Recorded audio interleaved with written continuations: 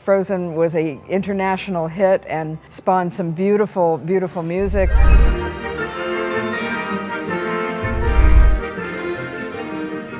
In 1923, Walt Disney signed a contract on October 16th to create what became known as the Disney Brothers Studio. And that lovely studio where they made the original silent Alice comedies became the Walt Disney Company that we know today. In 1928, the character that Walt Disney had out was Oswald the Lucky Rabbit. And unfortunately that year he found out he didn't actually own the rights to Oswald and was unable to continue on with the character. And in desperation, he created a brand new character and launched him on the world, and that was Mickey Mouse, who debuted on November 18th, 1928.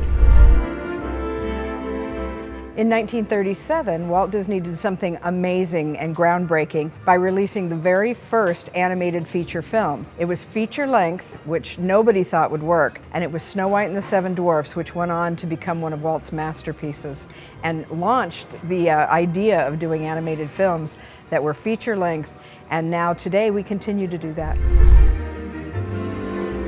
1950 was a very important year in the history of the Walt Disney Company. It was important for two things. The very famous film, Disney's Cinderella, came out, and in a post-war environment, in Europe especially, and in the United States, it brought a lot of new life to Disney, to the studio, and continued on Disney. We almost went under because of the war years and all of the money that was being spent, but Cinderella saved the studio. Another very important film that came out in 1950 was Treasure Island, which was filmed here in Great Britain, and that was our very first fully live-action film, and that started a whole new genre of films for Disney.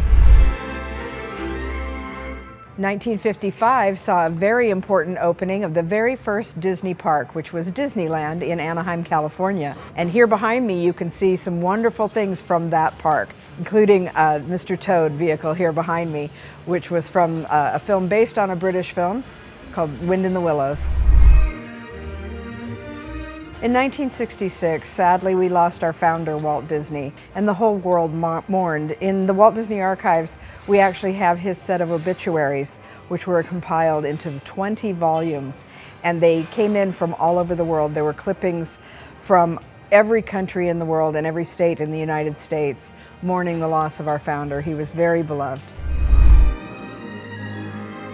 In 1989, something very important happened, which was the release of The Little Mermaid. That particular film is dear to my heart because it was the very first film that I saw as a Disney employee. And that film kicked off a renaissance in Disney animation and went on with great films like Beauty and the Beast, which was Academy Award nominated for the first time for a feature-length animated film, and then beautiful films like Aladdin and The Lion King and Pocahontas and everything that has come since then. But that was a rebirth of animation for the company.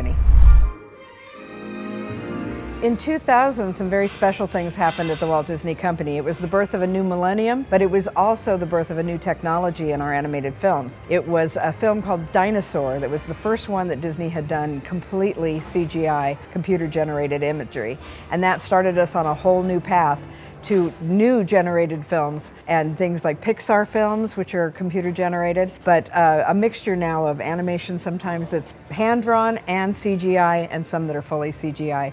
It's a whole new world of technology. In 2010, we released the film Tangled, and in 2013, we released the worldwide hit Frozen.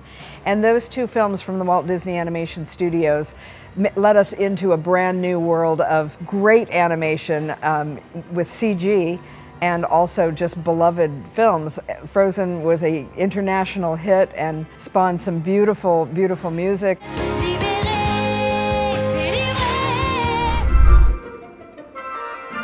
And this year, in 2023, we're celebrating our 100th anniversary, but we're also celebrating it with a brand new film that's coming out this winter, and it's called Wish, and it's a very special film. And I think you'll really enjoy it, and watch for all the very special cameo appearances and what we call in the US Easter eggs. I'm not sure how that translates, but what they are is these little bits and nods to various Disney films over the years, and I think you'll really enjoy this one. This film is about making wishes come true, and here at Disney, that's what we do.